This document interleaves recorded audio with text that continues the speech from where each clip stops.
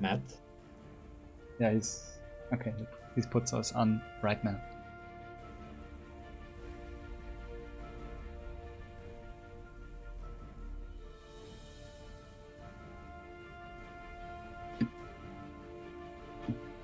We are live, according to Matt. Nice. Hello, I'm back, but I actually have someone competent with me now. Hello, Toxic. Hello again, everyone. So, Toxic. Yeah. Actually, I'm the runner of glitchless category, which is far worse than what you're about to witness. Yes, but that also means he actually knows how to do movement in this game, and I don't, so he will point out all the mistakes I make. Absolutely. Yes.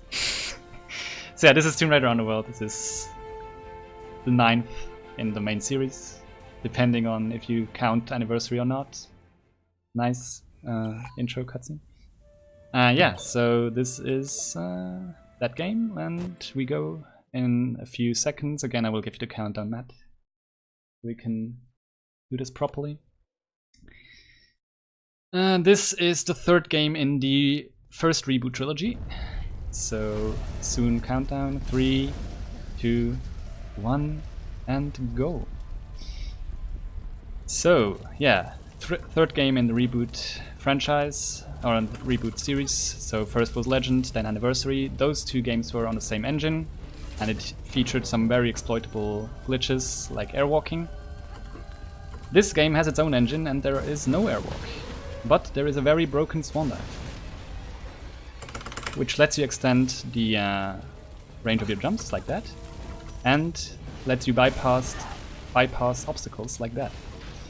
So we're in the prologue right now, but soon we will be in the 4th level, because the swan dive is so good you can actually bypass the first 3 levels in the prologue. And to do that, I will set up a swan dive here and try to grab the ledge around this corner with the extended jump range like that. Because this level you are supposed to go through twice, once during the prologue, once as part of the 3rd level, which will also, or would take place in England. But yeah, so this exact same map is used for both instances, except during the prologue there is an additional trigger at the bottom of that main hall that would take you to the first complete, real level. But with that jump around the corner, we can actually go to the 2nd level end trigger, which brings us to southern Mexico, which is the 4th level. So we just bypassed... Sorry, yeah, go ahead. This saves you around 32 minutes, so that's like half of the glitchless run. I think it's actually... I'm not sure if it's more than half, but around the same if you still do the other levels, which we call no prologue skip. So yeah, that's obviously already quite a big part of the run cut down. And this thing is, even though it does not have airwalking or bug jumps or anything like that, this game still has the fastest any percent run out of the 3 reboot games. So that is a testament to the glitches we can do in this game, even though they're not as obvious as in the previous 2 games. And right now, I'm on a motorbike, because this is Tomb Raider, and every Tomb Raider I play has to have some kind of motorbike, except Tomb Raider 5, I guess, and AOD, whatever. So this, you will, in the next run, which will be Tomb Raider Legend, you will also see a motorbike, but they are very different. Like, this one feels a lot more heavier, or a lot heavier, and doesn't jump around the screen as much, but it is also trickier to control, I would say. But if you get a good movement line, then it's very rewarding. Too bad you will never get that good movement line, but you know, in principle you could be very satisfied. So this level is pretty open worldish. What you're supposed to do is you are supposed to solve 2 puzzles for which you're supposed to collect some key items to open the main entry. But we will take a shortcut. But Toxic probably knows more about these puzzles than I do, because I never had to do them. Yeah, they take quite a lot of time, and how much time does this save? I think this saves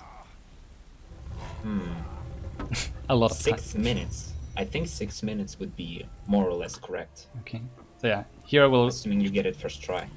Yeah. I will jump across these statue heads to go easily out of bounds. As I said, swan diving is very powerful. Then I will chuck a grenade and try to go back inbounds, but let the grenade hit me so I can avoid the fall damage. Should work. Yes. Nice. So now I'm back inbounds. If I could still jump back inbounds from that position I was in, but I would die due to the fall damage. But with the grenade, the fall damage actually resets once you get hit. So you only take the damage from the grenade, and you survive the fall. Also, in this level you can actually get a crash, as Toxic also has. So let's see. Yeah, this spot is very infamous in glitchless speedrun, because here you arrive at around 45th minute of the run, and game can crash if it wants to. There is nothing you can do about it, you just have to reset and start over. So far, no crash. So yeah, we're now in Xibalba, which is the second part of southern Mexico, so the first part we basically completely bypassed. This part is still kind of like the holy grail in any percent. We are very, very close to also breaking this part, but there's also another obstacle, like there's always another obstacle popping up. So the premise of this level is that you have to go into 4 side chambers to collect 4 key items. What am I doing? And insert them in the center room into these keyholes that I will now activate by inserting this spear. And then the basement opens, you go into the basement, you get your key item there, and then you get out. Sounds easy and sounds very bypassable. In fact, we can get into the basement without doing these side chambers and collecting the keys. And we can also get out of the basement, as Plastic Rainbow found out. However, we cannot get out of this room then without skipping or leaving the motorbike behind. But we need the motorbike to exit the level at the start where we landed with our motorbike. So if we could exit this room with the motorbike without having to do the basement, then this level would be like super short. But so far, no success. But basically, we're like 95% through of skipping this level, but oh well. Guess we still have to do this for now.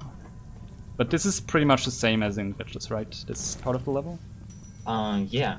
You just did the swan dive into the slope, which saves around 10 seconds, then doing it the intended way, but in glitchless it's also allowed, so it's pretty much the same. Yeah, and that was the first room to get the key, so these are stone plates.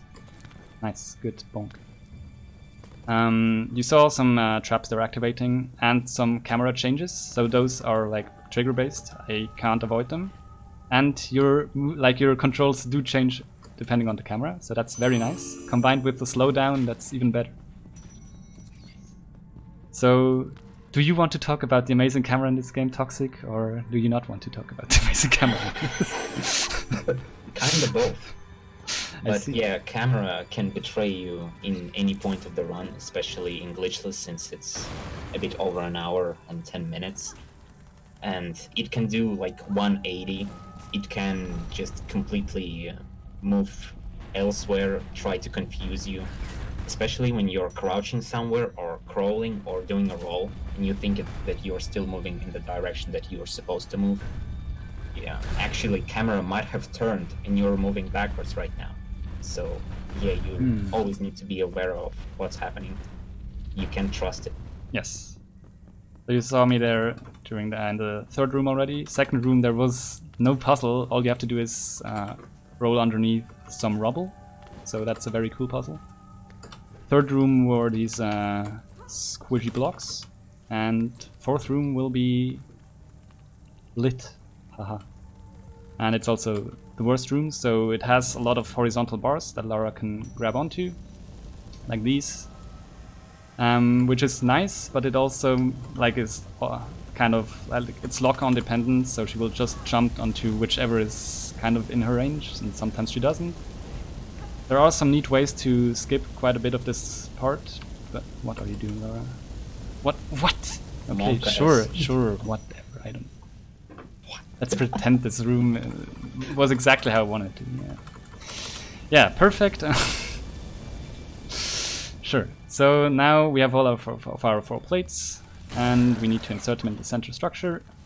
There are some spiders that could harm us. And I need to weigh down these 2 pressure plates. For one, I need to use the motorbike. And now we open up the basement. And in the basement, you are supposed to get Thor's belt? Question mark? You're the glitchless runner? I'm not going there. I know. But I think you get the other 2. No, you don't get the other. Fuck. Okay, so basically Lara's collecting like Thor's artifacts. His gauntlets, his belt, his hammer. Here I think you're supposed to get his belt.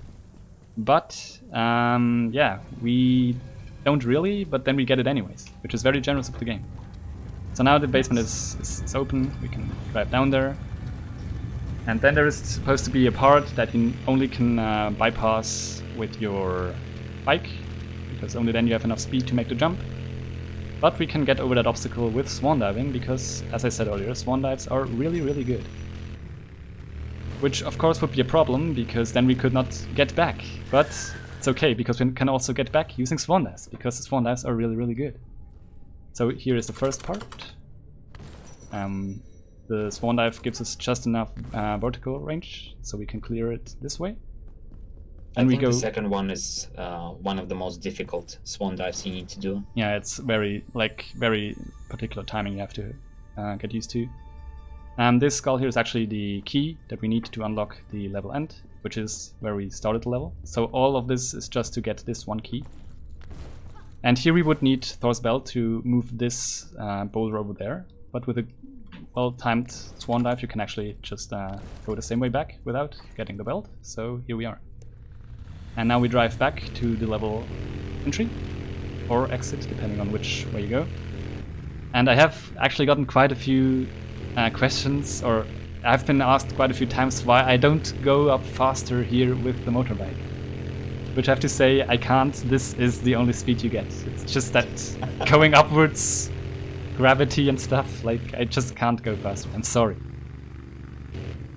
But yeah, so this door actually only opens, or does not open when you go into the basement without doing the puzzle rooms first, which is why we need to leave the bike behind, if we would want to skip it. But then we don't have the bike for the final jump. So nice now, spiders. Yeah, spiders. Don't question it. I might drop off the beam here, or not. Good. So now we make the next ramp go up, so we can jump over that, and then we're back to the start of the level, except that now we have the key to exit the level.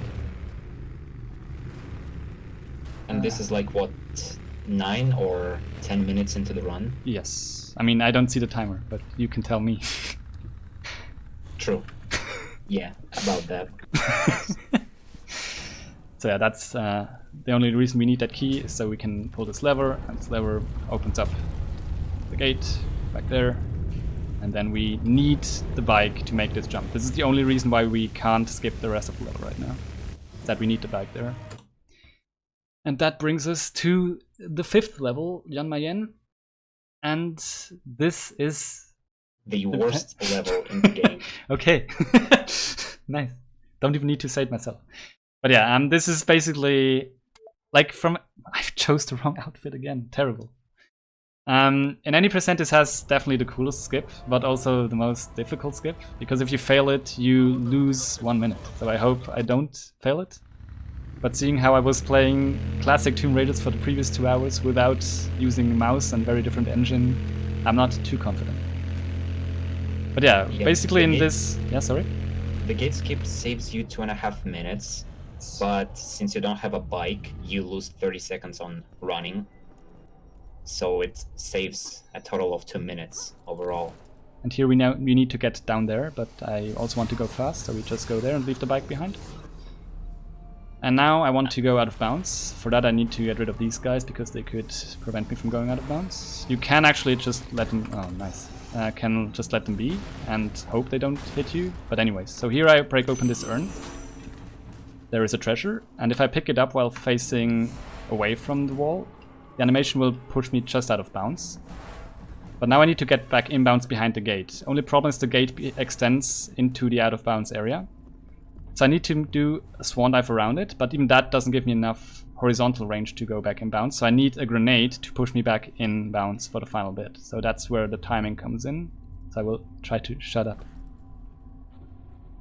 And I can't see shit on my monitor. Nice, first try, good. Nice. Do you really use the beeping of grenade? Yes, so I count 6 beeps of the grenade until I do my first jump. Oh my god, I'm going to die here. Anyways, so yeah, that was the gate skip. What we usually would have to do is, in the center of that room, you may have seen there is a very tall tower. And it has 4 levels to it. On each level you have to move some signs on the wall into the correct position for it to open up the next part. Or for you to be able to open up the gate, which we just skipped. But as Toxic said, usually you have the bike for this part, which we don't, so there's a lot of running around. Which I haven't talked about yet, but there is a running or a stamina mechanism in this game. But the stamina bar is invisible, so you just kind of have to get used to when Lara runs out of stamina. Or you will just see that she doesn't care anymore. And then you usually switch to swan dives to do the rest until stamina is replenished again. Just a sec for this skip, we can explain it afterwards. Nice, got it. So do you want to talk about this room, since you're more experienced with the normal way of doing this? The side.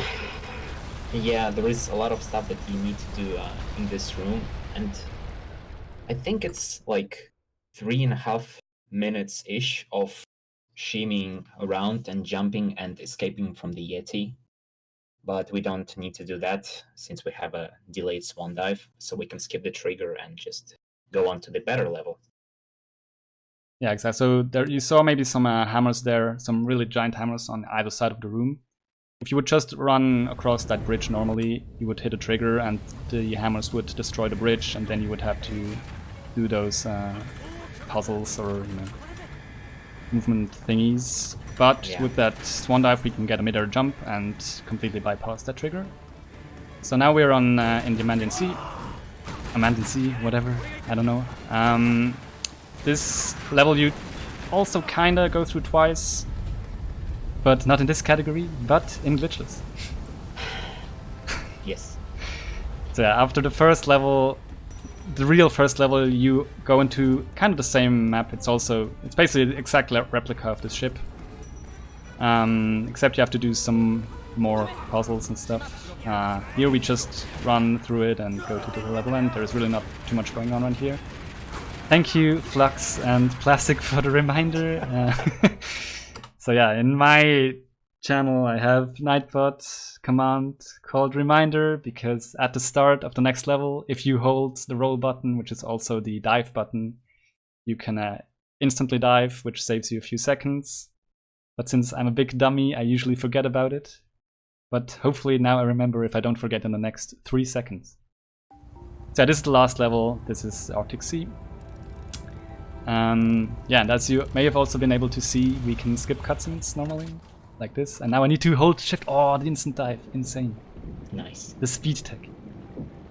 Yeah, so now last level, you can see some statues down there. They hold down some chains. The chains keep the door closed. You're supposed to collect some rocks and insert them into some keyholes to make the swords go up and open up the gate, but I don't know how to do that, so I'll do it differently. But I think Toxic knows how to do that. Yeah, you need to pull the levers in the statues first, then collect 4 stones, 2 on each side. No, I think it's 1 and 3. 1 on the right side and 3 on the left side. And then put them in and unlock the door and start swimming into the long corridor, but we are not going that path. We're gonna go into out of bounds and right into that corridor. Yes. So saving around 3.5 minutes. Why did you stop? Whatever. So yeah, in this game, if you re-grab a horizontal bar, you can go into some unintended areas. Hopefully this works out better than in my PB. It shouldn't be difficult, I mean, what? Nice. I wish I would have gotten it like this in my PB. Spoiler, I didn't. Yeah. So now we're out of bounds.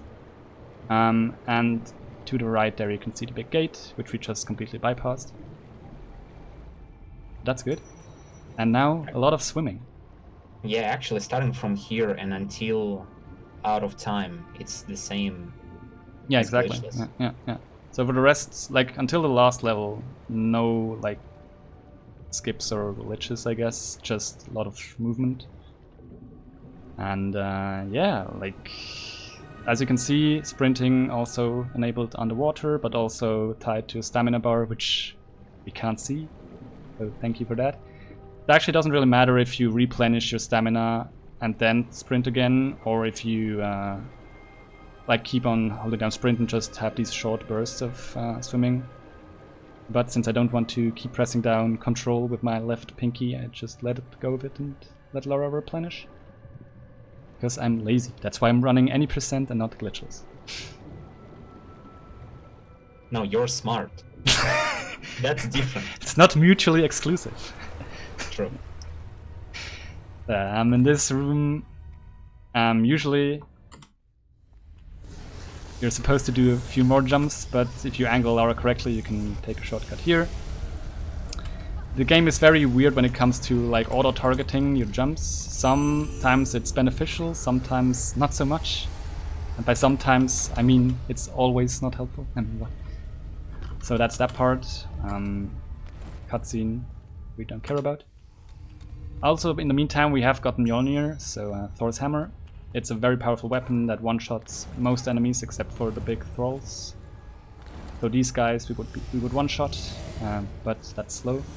Also, very creative here to have more enemies. So these big guys we would only two-shot, but if everything goes well, they don't hit us. And down here there is some NPC with some importance to the story. I don't know. I don't care. There is a story in this game? No, evidently Okay. not.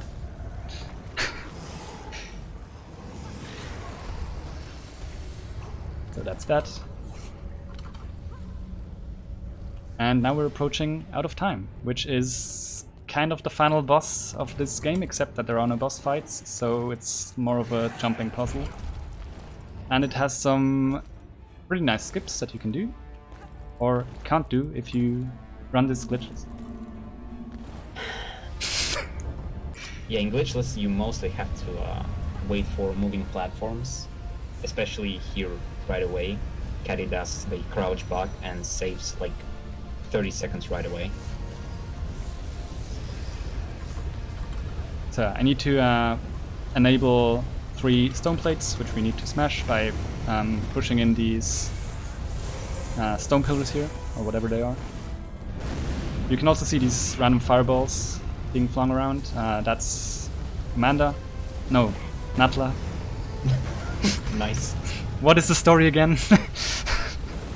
This is that one. Yes, good. Saved. Anyway, so yeah, that's the main antagonists. As I said, no boss fights, so who cares? And then we come to the first fast cycle, hopefully. If you would be so kind, Toxic. Yeah, when you try to perform this, you need to grab the first moving platform as quick as you can. And when 2 platforms collide, you need to be on top of them already and quickly do a jump to skip going around this area. Yes, like this. Nice. Yes, like this. Yes, like this.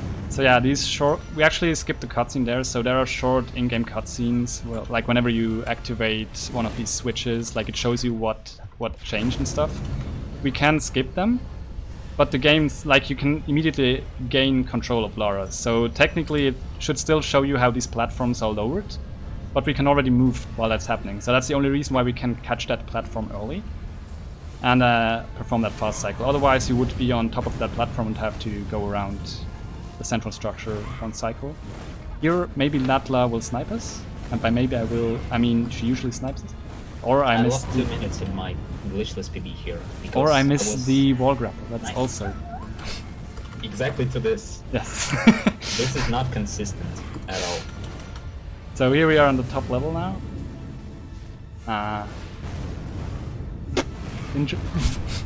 Yes, auto aim in this game makes sense. And there is another fast cycle very similar to the first one. Also nice random fireball spawning out of nowhere. Great game. Yes.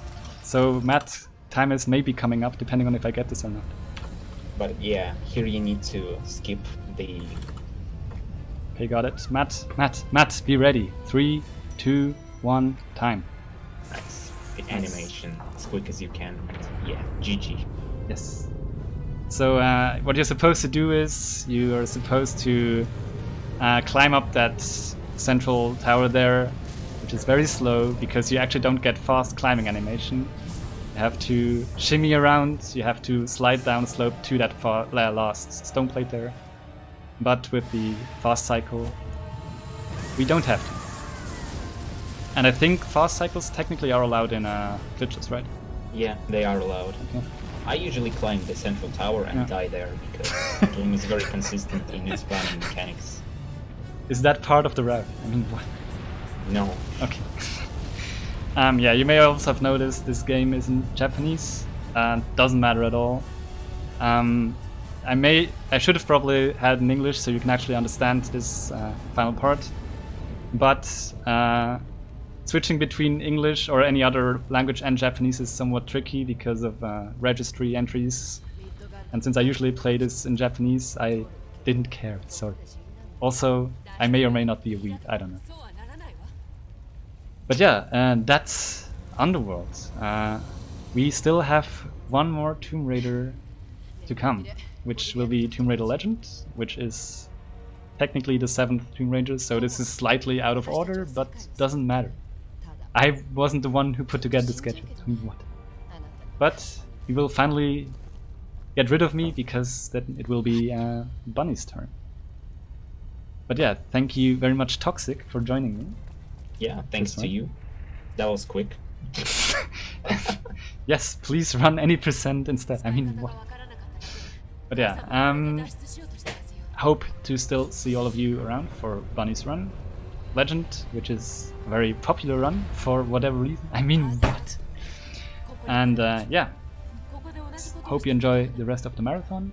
Thank you for having me, and until next time, goodbye.